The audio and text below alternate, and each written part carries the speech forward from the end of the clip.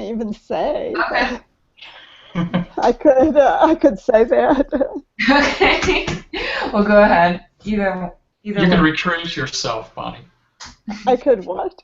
Recruit yourself. That means that you say, "Hey, I have no responsibility for whatever he's going to say."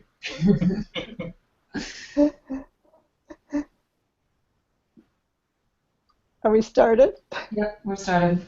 Okay. Well, I'd like to introduce my husband, Chris, and partner in crime and photography. And I have no idea what he's going to say, but I'm sure it'll be great. I'm looking forward to hear this is his new direction and something he's spent a lifetime studying up on. So it should be very interesting. Great. Awesome. All right. So, hello, everyone. Let's see. Am I sharing? Yes. Okay. So this is going to be kind of sharing my own personal journey of exploring the creative journey of self-discovery and empowerment. I think of this as something that's both personal and universal in a way. I think that as human beings, we are inherently creative. We're looking to create the life that we want to live. We are just passionate about creating businesses, creating artwork, creating a home to live in. Pretty much everything that we do and all of the thoughts that we have are, uh, in a way, collaborating with the forces of nature and the laws of nature to create something. And we create around intent and visions and dreams that we have. So it's something that I think all of us think about, and all of us are on that journey of exploring and where do we find that source of creative power within ourselves.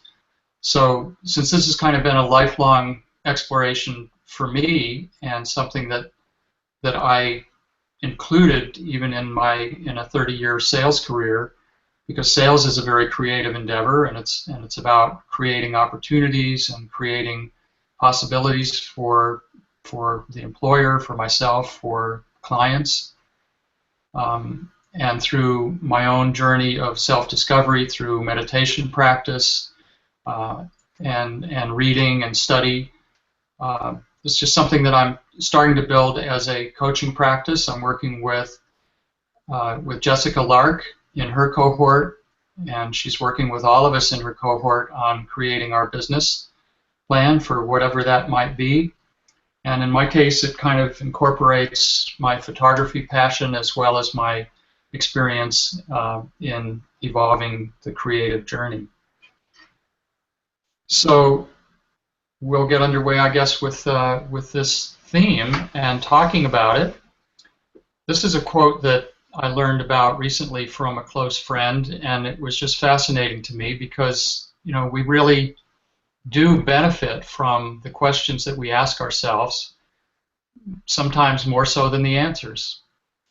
And so in the first part of my presentation, I'm going to ask questions, the kinds of questions that I've been asking of myself, and I would suggest are good questions for all of us to ask about our creative journey.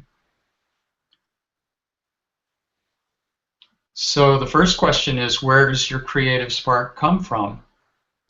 And you'll see that throughout the slides, I'm incorporating my own photographs. And one of the things I try to do with my photography is to kind of convey a feeling or an idea. In some ways, my photographs are metaphorical of a concept. So I've tried to match each image with the particular theme of the question. And so I may or may not talk to each screen. I think in some ways they speak for themselves, so I might be quiet as we go through some of them, but certainly stop me if anybody has a question or a comment.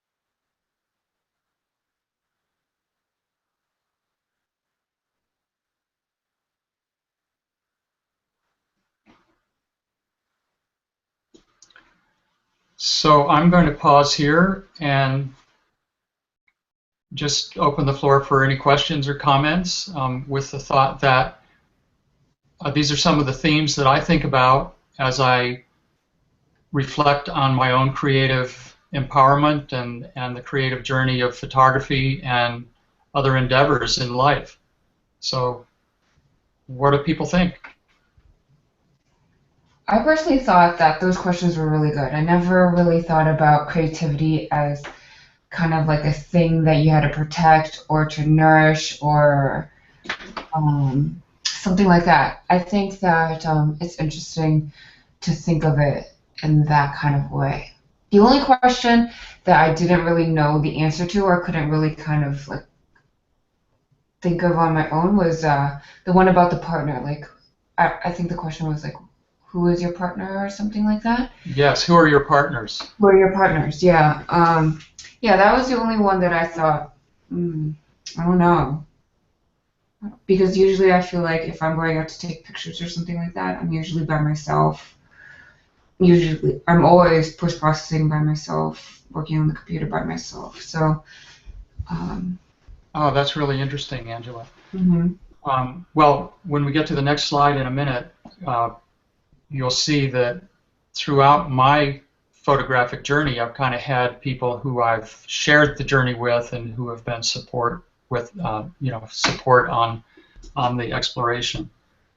I think maybe not necessarily just because I'm usually by myself when I'm taking pictures. It doesn't mean that I don't feel a support from people like my husband or like my parents and my family or something like that. Whenever maybe like I share a picture or something like that. Yeah, maybe it's a question of what we think we mean by partners and how close they are in terms of contributing to what we're doing creatively. Yeah. Yeah. So in a way, maybe we could think of one way to think about it, Angela, might be the people who inspire you. So other masters in the Arcanum or favorite photographers who you follow. I mean, I guess really technically they're not really partners, but in a way, perhaps the people who inspire us could be considered a contributor to our own creative development. Yeah. Anyway, yeah. So this is my sort of step into some of the personal aspects of my personal journey, and it was kind of fun going back to some old photographs that I've kept. The oldest one there is 1957, Dade City, Florida, and you'll see my best buddy. Can you see it? Yeah, do you have a camera around you? I'm trying to see the picture. Yeah, Yeah. that's Cool. that's actually not me. That was my best buddy. His name was Lonnie, Oh. and he was the next door neighbor. This is the backyard of the house where I lived in Florida, Mhm. and he had a camera. I had a camera, and I took the picture of him. And you probably can't read it in the small text there, but it's August 57, 1957. Wow. So I was 8 years old, and that was kind of the beginning of my photographic, discovering photography and cameras. But I kind of took a side trip through music. The next picture there is 1965 in Rochester, New York. That's me with the trumpet and my sister with a French horn. And we were both in the school band in the town that we lived in. And I actually continued studying music through college, through the first 2 years of college. In fact, for a while it was going to be my major, to teach music in school. In college, though, in my second year of college, I got introduced to photography by one of my music teachers, ironically. And she was a hobby photographer, and I had the chance to see what it was like to develop film, to create a print in a dark room, and just the magic of seeing that image come up on a blank white piece of paper floating in a tray of liquid was so fascinating to me that I began an independent study course in photography. Um, and I got so far behind because of that and my music activities that I was behind in my required coursework and didn't get to go to Germany as I had planned in my junior year. So at that point, I pretty much decided, you know what, I'm going to shift gears and take up photography. So we shift over to the two photos on the right-hand side. Actually, I had a critique session with Paul Caponegro, John Paul Caponegro's father, at the George Eastman House in it was about 1968, and he was part of a workshop that was going on at the International Museum of Photography in Rochester, the George Eastman House, and he was reviewing student portfolios. And I had just this really meager portfolio of 3 flush-mounted black and white prints. All of them were smaller than 8 by 10, and the rest of the photography students that were there, they had these beautifully mounted 11 by 14 prints on, white mats in portfolio cases that they would open up to show Paul Caponegro, and I was just totally felt completely stupid and out of my element. But I was just passionate enough about what I was doing that I went ahead and got in the line and had Paul look at my work. And I asked him if he thought that I had what it took to take up photography and switch my major in photography. Funnily enough, he said, well, you have a good eye, but I think you should continue what you're doing and just enjoy photography as a hobby. Mm. I ignored his advice, and I transferred from a state college in Oneonta, New York, to Rochester Institute of Technology to study photography. And so that's me over on in the bottom right picture with my light meter there, and you can just barely see the Pentax Spotmatic camera around my neck there. And then that's my photography buddy, my partner in photography up there in the tree out at Mendon Ponds, which was a county park that we frequented near Rochester.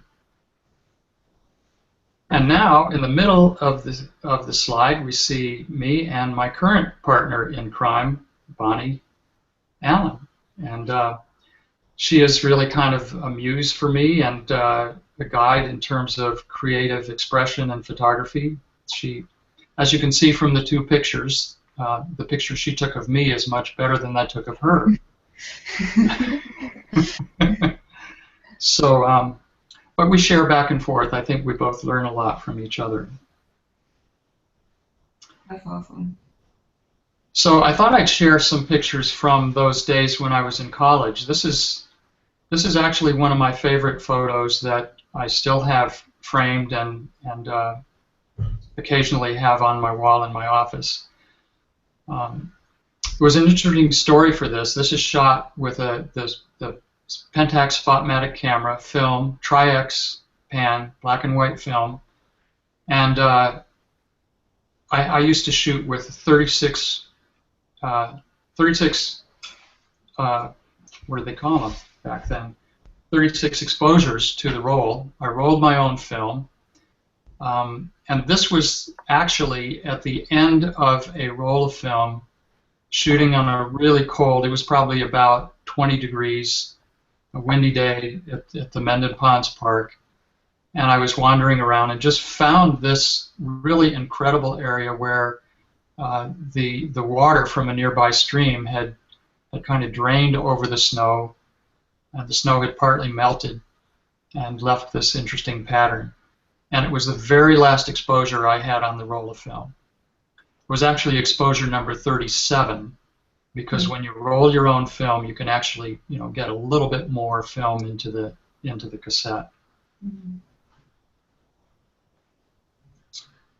This is another image, and this was from Point Lobos in 1969. I traveled all the way out from New York State to California with uh, a German exchange student who had lived with us when I was in high school in my senior year, and he came back over in '69 to spend the summer with me, and we traveled.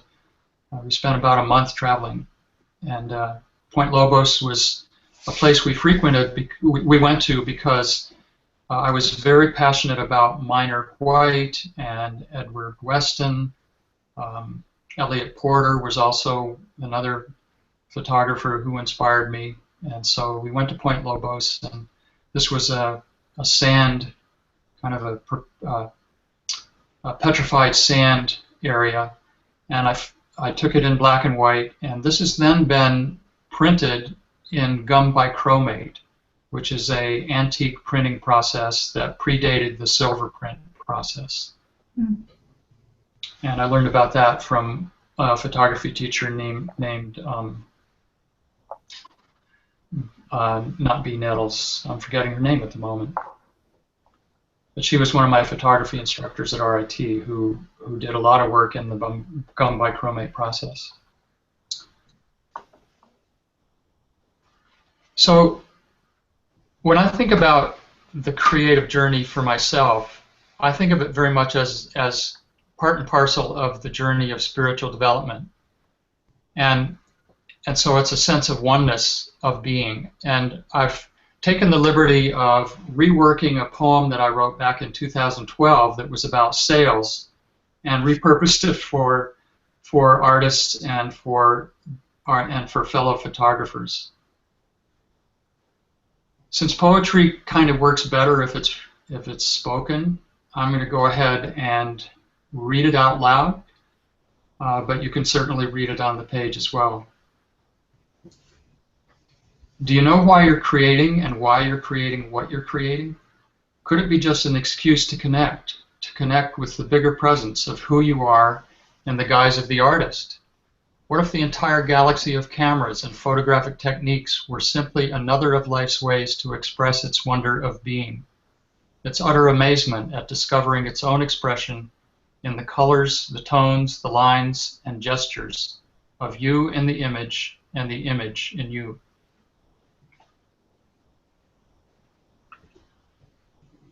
So that kind of sums up my philosophy about the creative journey that I'm on, and maybe it resonates with other people as well.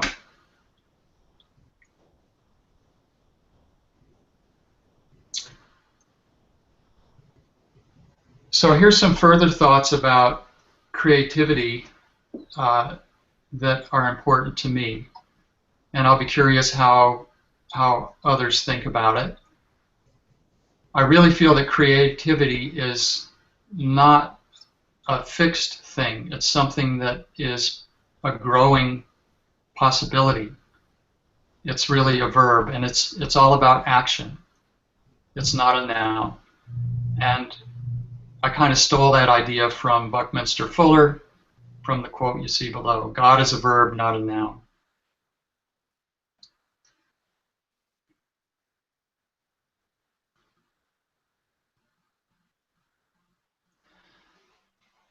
So as I think more about what really is creativity and how do we develop it, I thought of this equation that really it's a combination of a connection with our inner being, our inner presence, what we think of ourselves as kind of the more of a deeper self that we really are beyond the individual personality or the ego, the soul, but it also requires a certain passion.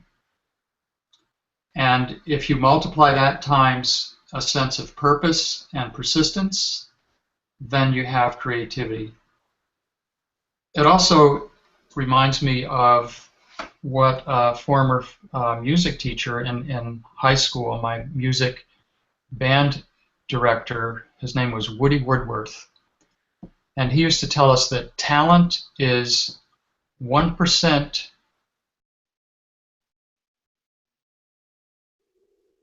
Oh boy, I'm forgetting it.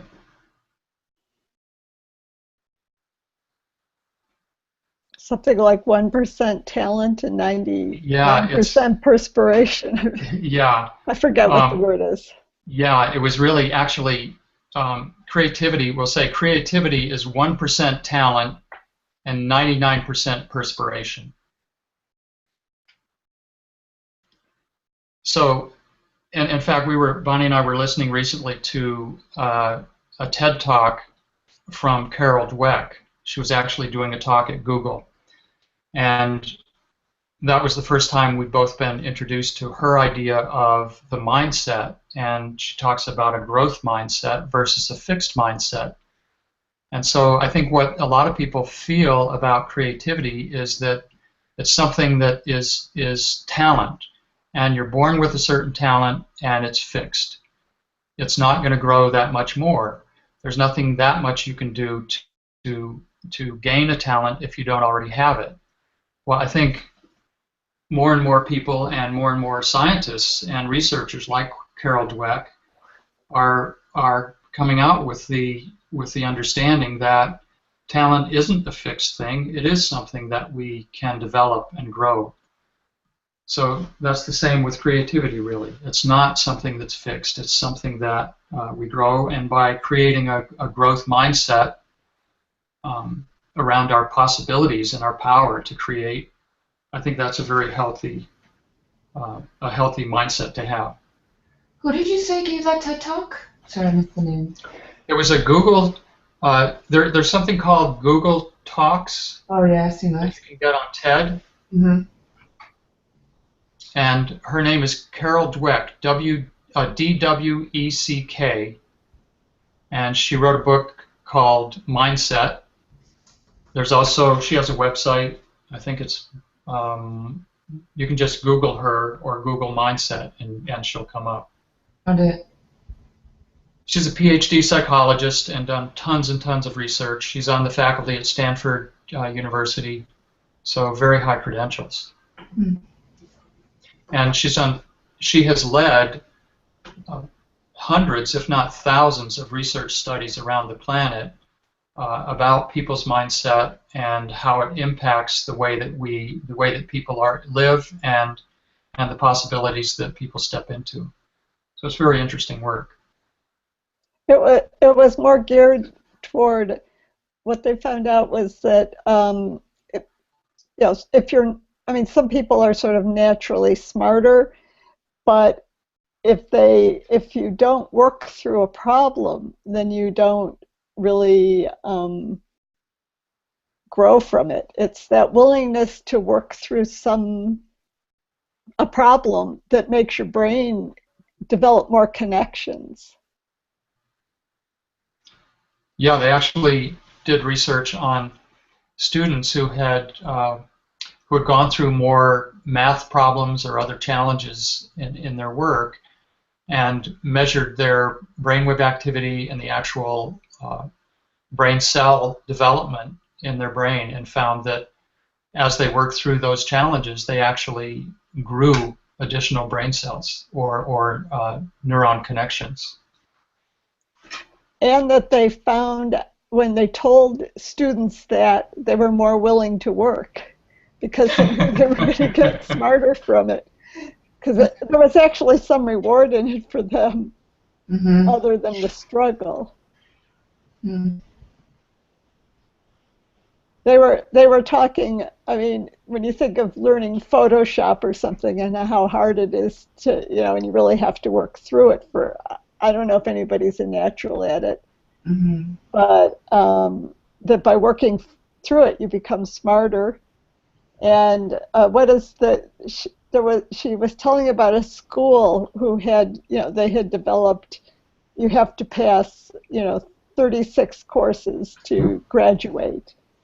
And instead of saying, if they didn't pass, instead of saying they had failed, is that their terminology was they haven't passed yet. And it's a different mindset. Yeah. Interesting. So moving on here, the way I've been thinking about my own creative journey is to map it out. What are some of the stages and things that I can do to develop my creative power further? And I came up with here I have the 6 Ps, which I think are a way to map out the journey, and it's also the journey that I'm working with people on who work with me in coaching.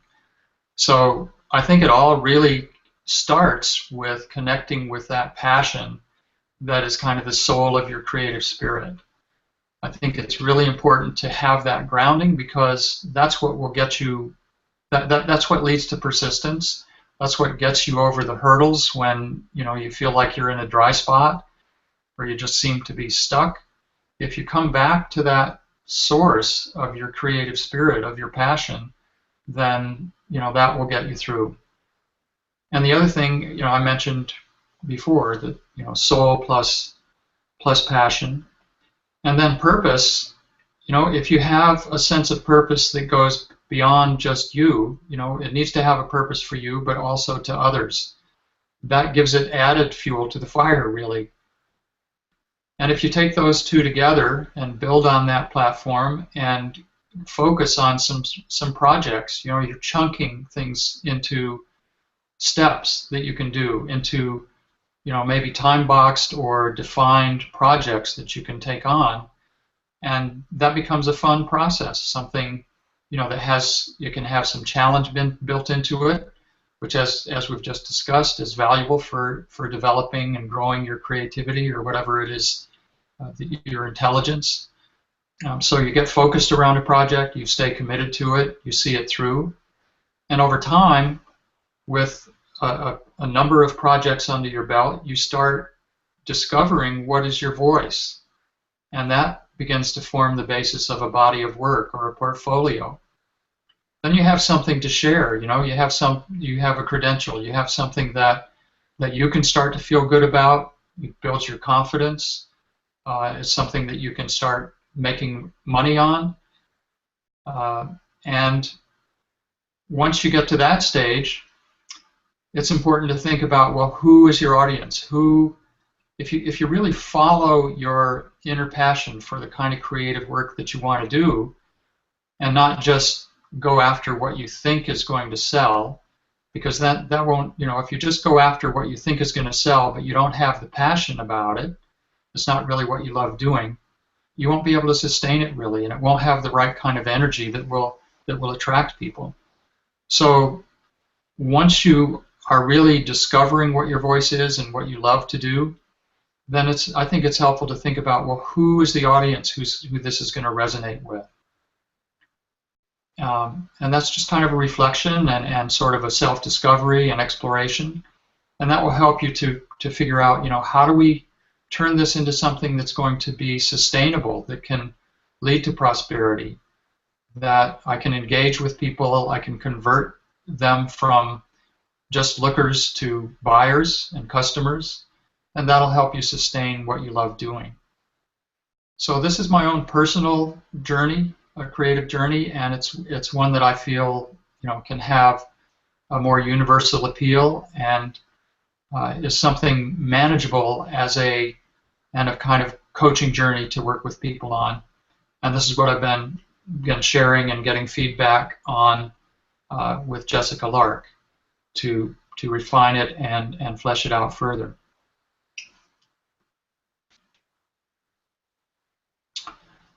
So that's the end of my presentation, and I don't know if anybody else has joined live, but if not, I hope you'll watch the archived version and certainly reach out to me. I'd love to connect with you. And Angela, thank you so much for inviting me to the cohort to share, and I certainly welcome your feedback, and Bonnie, yours too. I thought that was great. I thought that compared from this presentation to the other one, I just liked it just because hearing more of your story and your background and your personal experiences with creativity, but you also mentioned that you had your experiences with sales and how this could really apply to me. I feel like for me, I just liked this presentation just because of those kind of more personal aspects and the storytelling behind it. And I also really liked the questions that you asked. It made me think more about my creativity, how I actually use it, and I think you just brought up a whole bunch of ideas that I never really thought about. And then while you were talking, I also Googled the speaker. I forgot what her name is now. Carol Dweck. And then it was really cool because obviously I haven't done it yet, but she has a link on her site that says that you can test your mindset, and then another link that says that you can change your mindset. So Yes. I'm definitely going to be looking into that after we're done with the Hangout. But that looks like a cool I resource. put the link to the Google Talk in the Okay, cool. chat. Awesome. I think you posted it in the cohort too, didn't you, Bonnie?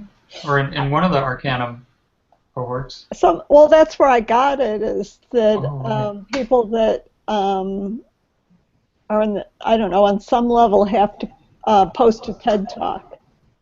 Oh, okay. Yeah. And actually, we've watched a lot of them because they've been really good. Mm-hmm. Have somebody else go through them for you. Yeah, exactly. You can. Yeah, that's what I do when in the foundation spheres when you guys have to post critiques. I just watch those critiques. I don't really watch like every critique.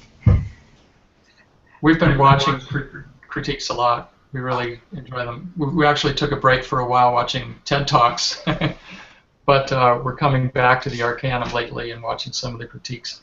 Yeah, I feel like Angela, I just want to say I really appreciated your feedback from our conversation after my last little session with your cohort, because and I think you can see that I really incorporated some of your suggestions to make it more personal, and also another coach I'm working with really encouraged me to incorporate my photographs more.